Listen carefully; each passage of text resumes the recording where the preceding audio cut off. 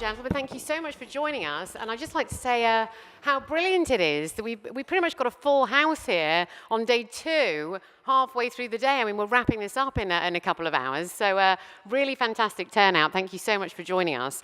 And yes, we are going to be talking about bringing the human back into AI, our next topic of discussion here. And we're going to cover the efficient and responsible use of Gen AI within the work environment. And I can think of no better lineup to tackle this this afternoon. So thank you so much for joining us. Alexis, you had a brilliant keynote earlier, I understand, on transforming the beauty industry through AI. Now, many have described AI, I've said this a few times, as very much a co-pilot. People aren't going to lose their jobs to AI. You're going to lose your job to someone that can master AI, is what I've been hearing as well. So how are you making sure that your operations are always human-led over at L'Oréal? Yeah, it's a very good question. This is a question we asked ourselves a couple of months back. For us, what does it mean? We've started to implement AI to have a human augmented in a way. So everything we are developing is human-led, but AI-enabled. It means that for us, it's very important to better understand all the processes and to implement AI in all the processes. But it's mainly about automation at this stage. So we use the AI a bit everywhere in all the department, function, brands to be able to achieve our goals, to be like fully data-driven and AI-led. But it means, yeah, we definitely need humans in the loop for many reasons, for reasoning, for critical thinking. Everything is human-led for today and in the future. It's, as I said, it's mainly about automation at this stage, and so we are doing great progress around it. Very good to hear. Antony, over to you, based in Seattle, joining us all the way over from the US, so thank you so much for joining us. I'd like to talk a little bit about some of the principles, the key principles that Microsoft follows to ensure responsible AI development. You know, the goal is to employ AI in a very safe and trustworthy environment. So how are you navigating that? Yeah, I think one of the things that we really, as we started to develop the technology, even going back now sort of more than 10 years, even before you get to generative AI, one of the things that we recognized was the importance of looking at the technology, not just from the technical perspective, but what its impact was. And so, you know, as we thought about the adoption of the technology, one of the things that we focused on was bringing together a cross-section of perspectives, so both legal perspectives, but we brought in humanists, we brought in ethnologists, we brought in the engineers, and we really got those people together to really then think about how you design principles that are really foundational in the way that you then build out the technology. Because ultimately, if technology is, and we think of AI as a technology that is at the service of humans, if you're going to do that, then you have to really recognize what are the attributes of humanity that you want the technology to really serve. And ultimately, that needs to be grounded in, you know, the ethics and the ethical constructs in which we live. And so that is, you know, that's very important as a starting point. And then I think the journey that we've been on since, and particularly as we then looked into the generative AI timeframe, is really then how do you translate those ethical principles into sort of the hard engineering decisions that are made, so that when you're building the technology is not absent from those things, but actually all of those ethical principles are foundationally built into the technology, how the technology operates, and the way that it then serves the different needs of people. So, you know, I think the way that we have tried to integrate the sort of the overall importance of the technology as a tool for humans is really been the focus of the work that we've done. Is making sure that human expertise is very much the forefront of business at the end of the day. Moving over to Hasan, wonderful to have you here. You've been on quite a few panels, I gather, over the last 2 days, so thank you for joining us on this one. Now, you are very much embracing technical innovation within Fardan currency exchange. So tell us a little bit more about how you're leveraging AI, especially when it comes to assisting the operations team and their efficiency and things like that. Sure, I think it's very important, and we consider it a fundamental part of our strategy to adopt a lot of these exciting technologies within our operations. For the last couple of years, you know, we've already been using some of these tools within our compliance, within our operations, within our risk, and more recently, we're starting to deploy them within a lot of our customer touch points. When we look at AI, obviously we care a lot about the commercial elements and the enhancements of efficiencies and additional security, but there's also the human element as well. We are leveraging, and I agree very much with Antony that it's ultimately about taking a traditional, I would say, product or process and using the technology to enhance it, and we're not just looking at it from a commercial standpoint. Ultimately, global populations are rising, right? And if we're going to start to take away means of people to actually generate means of sustenance for their families, then it creates a bit of a philosophical issue. What do we do with all these jobs that are going to be displaced? And I believe we have a moral responsibility to ensure that we are retraining people to be able to interact in a world whereby the skill sets are very, very different. Yeah, that's so important. Upskilling, reskilling, attracting the right talent as well, which I think we're going to get onto a little bit later, actually. But very quickly, moving over to David. Wonderful to have you here as well. You've also flown in all the way from the US, so we're very grateful for that as well.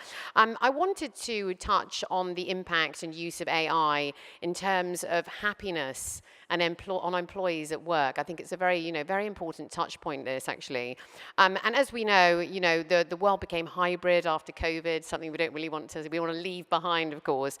But it drove a lot of complexity in how we work, of course, as well. So I wanted to start off with the work relationship index that you rolled out as well. Tell us about some of those key findings. Sure, and again, thank you for having us here. I think it's important of talking about how the relationship of employees are getting into work. And I think we created a study following actually this COVID era where the work has changed and how people work in order to measure actually what's the healthiness of how people are reacting into how we work today and how it's their relationship to work. And we know this world obviously has changed, and we have been discovering through this study that we started in 2023 that there is an unhealthy relationship to work according to the employees. So the way we measure that is based on leadership, fulfillment, on people centricity, on skills, and on workspace. And I think on all these criteria, I think we figure out there are two elements. One is there is a lack actually of probably I will shock some people here, but there's a lack of part of the leadership team, a lack of confidence actually from the team about the leadership of being able actually to move actually the right human skills to be able to deliver, I would say, and to work into the new space or the new world that we are working with. And the second element is that there is a lack of confidence as well about this same leadership of being able to provide these human skills to the team. So I think there is a need behind which show that we need to adapt obviously to that. And I think one of the solutions that we do believe that can bring out of this survey and result is that AI has been one of the elements that came out as being people are very keen on saying that AI can be one of the way to bring more personalization, more tailored solution for experiences on their way they work. And that's something that definitely that can change actually the way that people can experience, I would say, their engagement with work. So that's something that we can more elaborate, obviously, but that's something which is very interesting for how we're going to repeat such study and such survey and measure how things are evolving amongst the year. But so far, there is still a lot of work to be done, and AI can be definitely a way of approaching it. Definitely. Alexis, I wanted to go back to talent that we sort of very briefly touched on. So how are you making sure that the right talent is in place when dealing with Gen AI? Are you upskilling? Are you reskilling? Are you outsourcing talent? Well, what's your strategy around that? Yeah, so we decided to have a strong upskilling program internally, so to address all the kind of different population we have internally. So we did break down our population in 3 pieces. So we have AI for executives, we have AI for experts, and we have AI for all. And so we are not talking the same way to each population, of course, because they are not going to use the technologies the same way. So for us, it was to also be sure about their understanding about these new technologies being around, and also how to make the most of it by group of population. So for executives, it's definitely how they can leverage AI to make the most of it and to impact the bottom line and to have like AI-driven decision making. This is key for us. So it was a very good exercise because we had to break all the myths around AI, because for them it was like, okay, AI is going to do everything, but at the end it's not totally the truth. So we did show them where to play, where to win, how to leverage this new technology. So this is one. Secondly, for experts, it was key for them to lead the way and to be also recognized as the generative AI expert within the organization, to build the trust and to be able to also bring their expertise to the full organization. And lastly, it was the AI for all. As I said also previously for the executives, they were thinking that AI was about to replace them. So it was key for us also to tackle this challenge and to show them that definitely it's part of the new skill sets they need to have, and how we are going to accompany them in, around this transformative journey. And this is what we've started to do. We developed L'Oréal GPT at L'Oréal also, mainly for internal usage and to be even more efficient. So they have started to interact with the machine to see how they can leverage generative AI. It's mainly about emails, creating new content for internal usage, but we are exploring more and more the different capabilities also of the machine, and so we are implementing it as we speak. Wow, very impressive indeed. Thank you. That's really nice. Moving over to Antony. Now, one of the biggest challenges, of course, that we've got, there's been, it's come up time and time again, is, prejudice, bias, prejudice assumptions and things. So how are you, tackling this head on in terms of some of the challenges and the bias in AI systems? Yeah, I think it goes back to, I think, starting with the notion that you have to ensure that you are using a responsible AI framework in the way that you build the technology. And so we think about that in then multiple ways. So, firstly, you have to look at the data sets themselves. Every single data set that is created is going to have a level of bias. And so one of the areas that, as you think about training models, it's how do you have diversity in those data sets? Because that way you're not reliant upon, or you're not going to be impacted about, one particular data set and the bias that may be in that data set. And so really the importance of having this multiplicity of data sets for training purposes is kind of foundational. I think the other part then is, how do you use some of the tools in AI? How do you use some of the technology tools to help flag and identify some of the risk aspects around bias? And so we have a particular focus around explainability, and we have some tools, an explainability booster tool that actually looks at how to assess sets of data, how to identify bias anomalies, and then how, as you develop the large language models or as you develop other AI solutions, how to then make sure that you're taking into account rather than trying to eliminate, because the reality is, again, all of the data that we use, irrespective of its source, has a level of bias, and it's more how are you taking that into account in the model in the operation of the model that is critically important. And then a couple of final points is, one, how do you make sure that you're keeping the technology very much centered around the human?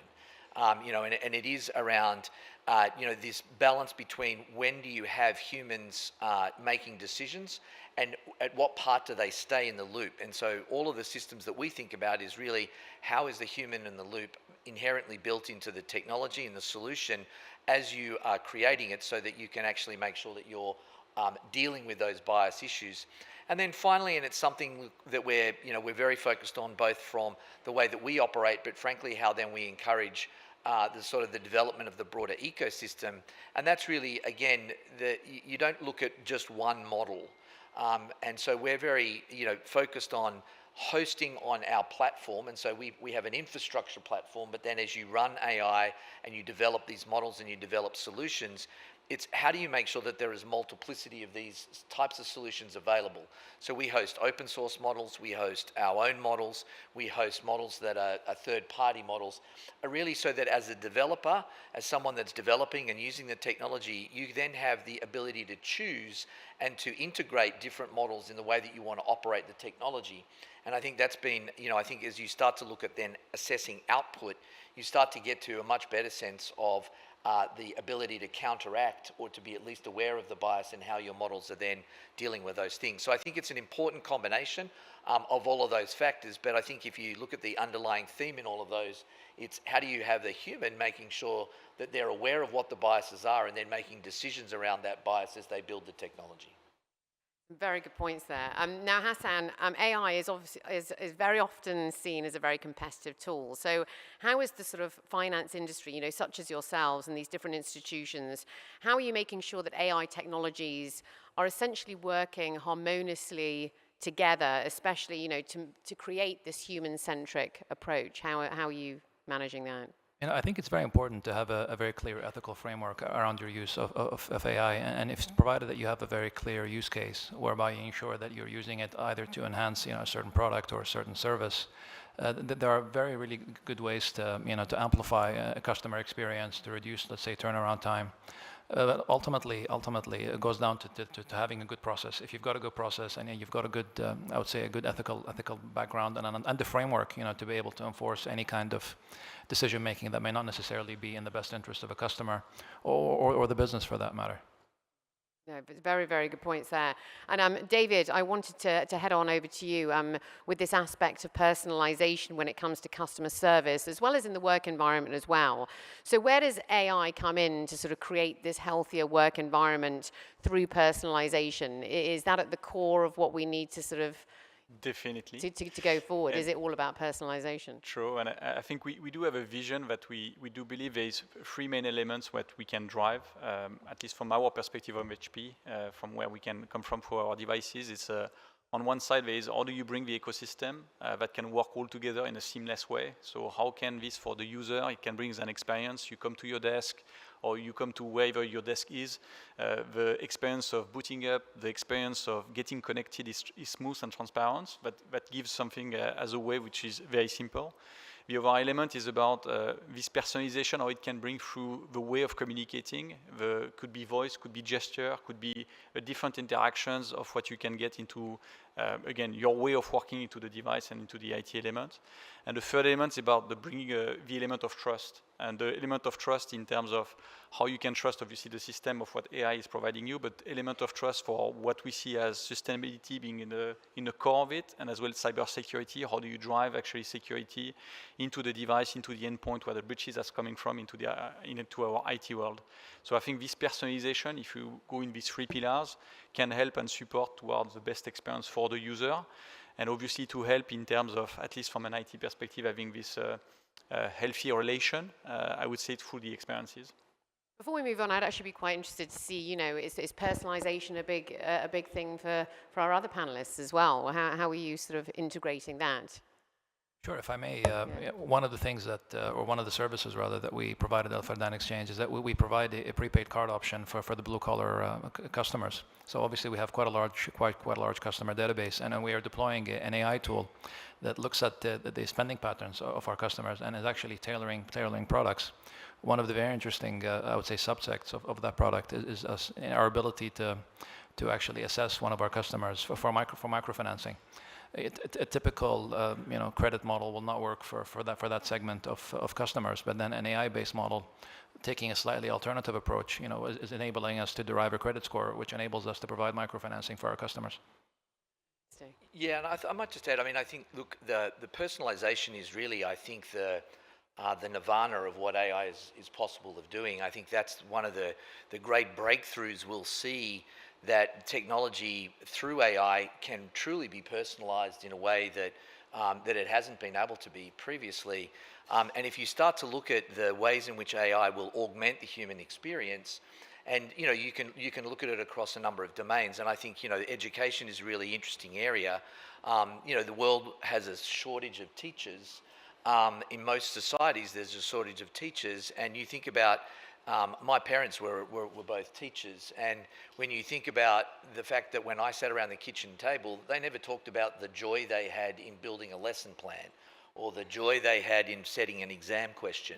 They did talk about the joy they had in actually teaching children, and so the ability to use the technology to do those sorts of tasks. And I think one of the things, we've actually been exploring it here in the UAE, where we have an amazing pilot with the Ministry of AI, where we're looking at creating personalized tutors that are actually language-based tutors that are on a student's PC, and they're able to then interact and actually get prompts. So it doesn't tell them what to do, but it's actually an individual tutor for each child that is based on the curriculum, but learns the child's learning pattern. And so then we'll ask the child and we'll prompt the child with questions so that it actually enhances their learning. And you think about that available 24/7 so that it can then be used by a child when they want to use it, in the way they want to use it, that is aligned to their learning pathway. I think you really start to get to these individualized, personalized solutions that are really going to see, I think, an amazing impact of AI on the personal experiences of people. Yeah, in my previous panel, we were talking about hyper-personalization, where, you know, these platforms are going to know absolutely every move that you make, your health statistics, which is, you know, very useful, but also a little bit scary at the same time, depending on how much information you want out there, really. And then there's security risks, obviously, which is what I wanted to ask Alexis. You know, what are some of these emerging risks involved when it comes to, you know, emerging technologies? How do we make sure that we have the responsible use of Gen AI? Yeah, just one word about the question you asked just before. So for us, personalization is key as well.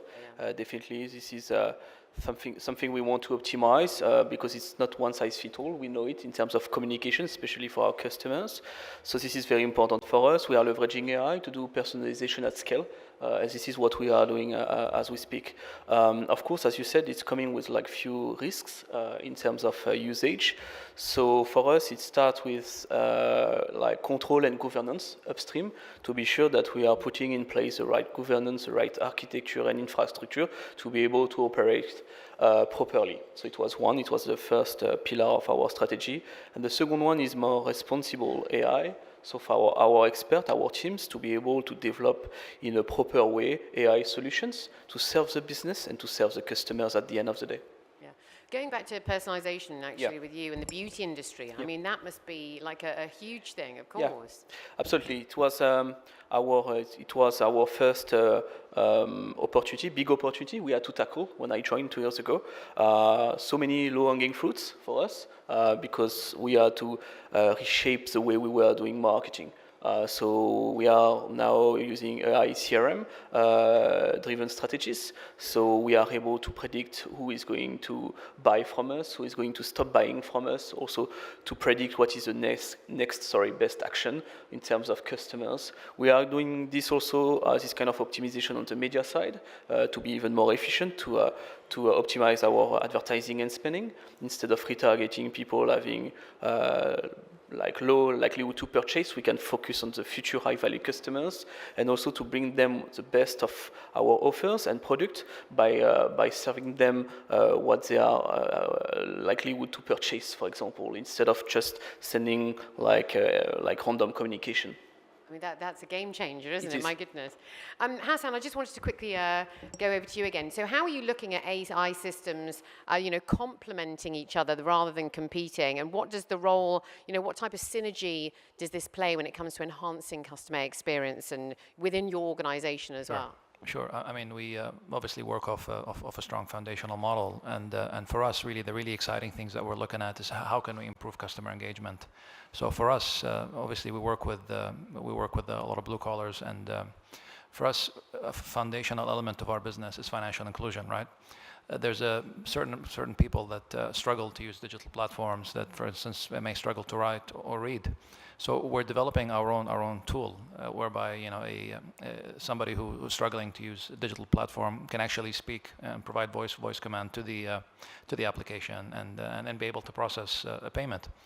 Ultimately, we want to simplify it as much as possible and say, okay, I want to send money to this person and that person. Okay, how much do you want to send? Boom, transaction is done. Another game changer. I mean, yeah, the whole dynamic is completely shifting, and goodness knows what it's going to be in sort of 10 years' time. I mean, I can't even imagine. Antony, back over to you. A collaborative approach is very much, you know, for responsible AI is paramount. Collaboration is key. It's everything. And I saw in April that you actually collaborated to launch a responsible AI initiative over in Europe. So maybe you could expand on that. And why are these types of, you know, collaborations so important, do you think? Yeah, I think if you look at, you know, in just this discussion, the technology is accelerating at such a pace, and what's critical, I think, in that context is how do you bring together the stakeholders that are going to be most impacted by that? And so you look at the different groups. You have the business environment, obviously. We participate in that. You have government, which has a critical role in thinking through the policy and regulation, and how are they discharging their responsibilities to protect citizens, to support citizens, and to create economic opportunity in their country. And then you have, civil society and other third-party organisations that have also a critical role in validating and pushing and testing those sorts of questions. And I think the reality is, when you're moving very fast, the ability for one organisation or one entity to be able to solve that multitude of problems, or the multitude of different perspectives that are necessary to really get the robust environment that's necessary. And if you think about responsible AI at its core, what responsible AI is trying to do is establish confidence and trust in the technology, in order that the tremendous opportunity that we see in the technology can actually be exploited and can actually be enjoyed by the broadest number of people. And you don't do that with one organisation or one entity alone. You have to do it across partnerships. And so we believe very much in the importance of partnerships, particularly in this technology evolution. And I think the partnerships need to extend also across the industry platform. And so some of the things that we've done together with our competitors, I think the Frontier Model Forum is an example of where we have partnered with Google, we have partnered with the AWS, we have partnered with other platform providers that are developing these large language models, because the importance of organizations like the Frontier Model Forum in having a dialogue with government that is informing policy making and decision making at a very technical level, to make sure that we're getting the right level of regulation, we're getting the right focus of regulation, is really, I think, critical. And so it's not just a question of do the individual companies collaborate, but I think it's also how we think about this from an industry perspective. And there's a really important role that collaboration and sharing of information and perspectives is going to be important in that context. But ultimately, this is a journey that if we're going to collectively benefit from technology, we have to do it together. And so the collaborative forums in that context, I just think, are so critical. Very well said. David, back over to you. Now, work is very much hybrid at the moment, but so will AI, apparently, between hybrid and edge. Tell us a little bit more about, how this hybrid approach is going to be tackled and some of the benefits. I think in connections of personalization, what we talked about before, I think what we do believe is, I think anyway the world with AI will be hybrid, in the same way as the hybrid work. We call it the hybrid square, in the sense that obviously AI is on the cloud, but will be on the edge. On the edge today, we do have already solutions that we have been provided so far, like integrating noise cancellation or AI facial recognition for videos into our own device. But we do believe there will be more and more personalization and experiences that we can bring. So thanks to Microsoft as well, we have been pushing in the direction of providing and pushing the industry in a way of providing what we call on our side next-gen AI PC. We do see a lot of personalization that are coming through these devices that will help actually to bring again this experience in a seamless way towards the employees. And when we talk about experiences, we talk about serious use cases which have been already into play, and that we are seeing and moving forward, even expanding with the technology growing up. I was in another panel talking about use cases before, and I think we talk a lot about use casing on machine learning today for the organization, for the processes vertically. But from a horizontal aspect, we do have already use cases in terms of the type of persona we can go after, where we can explain to companies where this type of device can be positioned for their experiences, for driving actually the right work experience for employees. But I think it's going to be a journey. We know it's going to take probably 2 years, I would say, when the market will go into roughly 60% of the current PC business towards the next-gen AI PC type. So I think it's a great opportunity in front of us, but a great opportunity as well for companies actually to implement such device to bring this experience to employees and to help into this healthy situation that we have to face. So before we get to your key messages, I'd very much like you all to leave the audience with a couple of thoughts off the back of our conversation. But just before we do, I'd love to get each of your takes in terms of, what are the worries right now, and what advice do you have for maybe anyone here in the audience that's looking to integrate Gen AI into their businesses? What do they need to be aware of? Why do they need to make sure that everything is human-led? How can they keep that at the forefront? What are some of the, what's the best advice you've got for them? Who would like to go first? Anyone like to tackle that first? Sure, I can jump in. I think there are two things that I think, we spend a lot of time talking with customers about and with governments about, and I think they're sort of two interrelated aspects. I think first of it is skilling. I think if organisations are really going to take advantage of it, of the technology, there is a need to recognise the importance of skilling, and some of the panellists have already mentioned that, and I know there's been discussions on that already during the course of this particular meeting. But that skilling aspect is recognising that the skilling is not about replacing a worker. It really is about how is the worker going to use the technology to augment their experience. And I think it was mentioned earlier about these concerns about job eliminations and job cuts. I actually, I spend time pretty much with customers around the world, and actually there's much more interest in how the technology is going to augment and increase productivity of people, and how it's going to help them explore and get more value out of the work that they're doing, both from an enjoyment perspective, but also from a productivity perspective. And that is going to be dependent upon really then focusing about how you actually train your workforce. So I think training the workforce is super important. And then, as we've discussed across this panel, I think the importance of putting in place the right governance, because you have to have the confidence in the technology. You have to have the confidence that the technology is going to be centered around and remain human-centric and with humans in the loop. And so, one of the things that I would just encourage people as they think about responsible AI, think about it in the context of existing compliance and governance systems that you have, because it's not something that suddenly you need to go out and build something that's completely brand new. For most organizations, they have a level of focus on compliance and governance in their organizations, and really looking at how you integrate the approach to the ways that you're thinking about AI with your existing governance systems. I think it helps it because it interrelates it to the other aspects of your business in which AI fundamentally will work, and it also provides you with sort of an existing forum to move forward on governance without sort of trying to sort of create new ground. Any more encouragement for our audience in terms of human-led generative AI? Sure. Look, I mean, we've talked a lot about the benefits of incorporating AI in various ways. There's also a concern that, of generative AI being used in a nefarious way. The predictive capabilities have become so good at replicating, voices and face recognition and people that you have to educate your workforce, I think quite a lot, and you have to invest significantly more in actually preparing yourself for potential attacks and fraud cases, and to protect customers and also to protect our own systems. Very well said, David. And if I just rebound on this, I think there are many applications today that can come already using generative AI to fight against generative AI in some ways.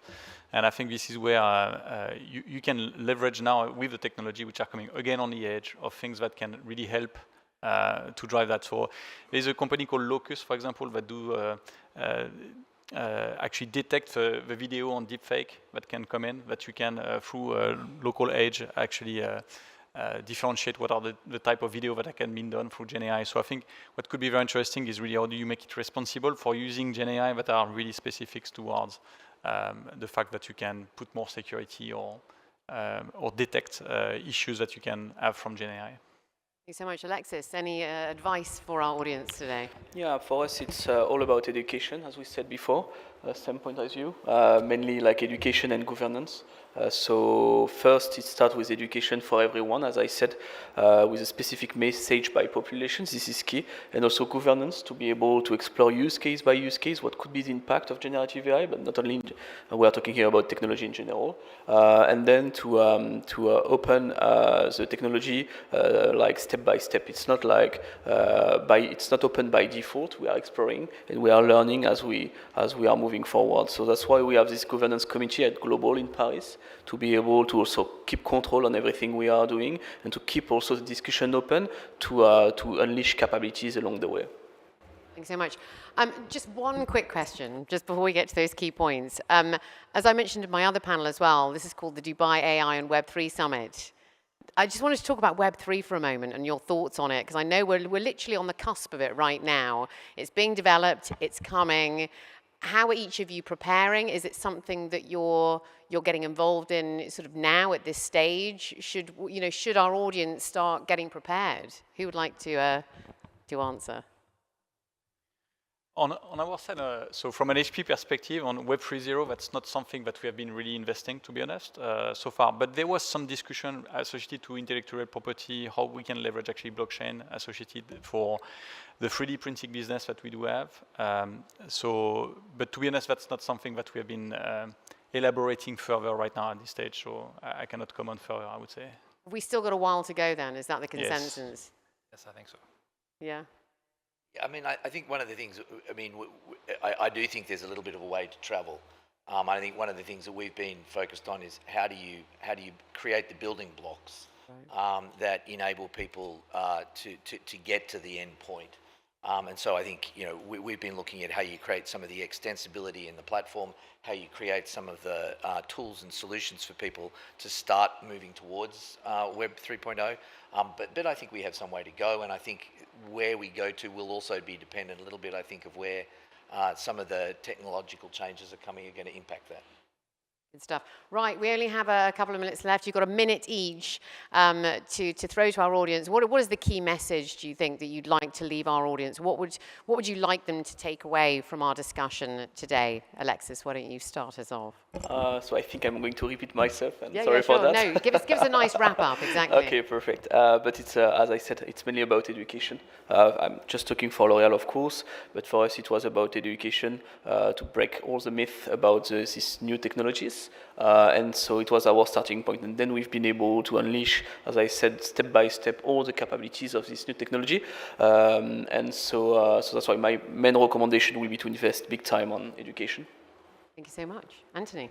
So I think my key takeaway is, I mean, the technology offers profound opportunities. You know, we as a company are enormously excited about what we believe the technology is already capable of doing and what it will grow to be. And so I do think that where we're seeing people take most advantage of that technology is to implement it and to start to look at how they're deploying it across their organizations. And then in parallel to recognize that as you take advantage of this technology, how do you make sure that you're doing that, keeping humans at the center? That really ultimately is about using the technology as a tool to grow and to augment your business capabilities, whether that's in the go-to-market, whether it's in research and development, whether it's in sales and marketing. You have the tool there that will change the way that the business can operate. And then doing that in parallel with putting in place the right governance and a responsible system that ensures that you have oversight and you keep humans at the center is really the core of how Microsoft's built its technology, and it's I think the way in which I would encourage people to think about how they adopt it in their own organizations. Thanks so much, Hasan. I mean, I would encourage everyone to really accept and adopt the incredible transformative capacity of AI. I mean, as a Fardan exchange, it's touching many parts of our business, and we're going to be introducing a lot of exciting features in our products and services. It's a journey, and the longer you take to I would say accept and adopt things internally, the longer it will take you to catch up. So my advice is don't miss the opportunity. Thank you so much, David. On our side, I think I would like to say that we do have solutions that we can help you going into this journey. One, we are doing what we call AI for companies, which is helping actually solutions that can manage into your workflow actually for deploying, actually fine-tuning your LLM, deploying the LLM, but as well bringing the right observability inside that you can see what are the hallucination or drift of the LLM model. So this is one aspect that we can drive for AI for companies. We bring as well AI for what we call spaces or places, which is bringing this audio video for all meeting rooms. And I do believe AI can really bring these experiences of having people working from home or working in the office in the same way using AI. And the last point is about coming back to this work relationship element. It's AI for people. Is how do we bring actually this next-gen AI PC towards the employees and toward the people in order to thrive by generating and using actually local AI into the device to bring the right experiences for them. And I think for me, it's a journey by experimenting between deploying, making sure everything is working in the way that you want to towards the employee usage. Some really, really interesting insights. We cannot thank you enough for sharing so openly with us, all your advice, so much to take away, so much to think about. But thank you so much for joining us. Ladies and gentlemen, let's hear it for our panel.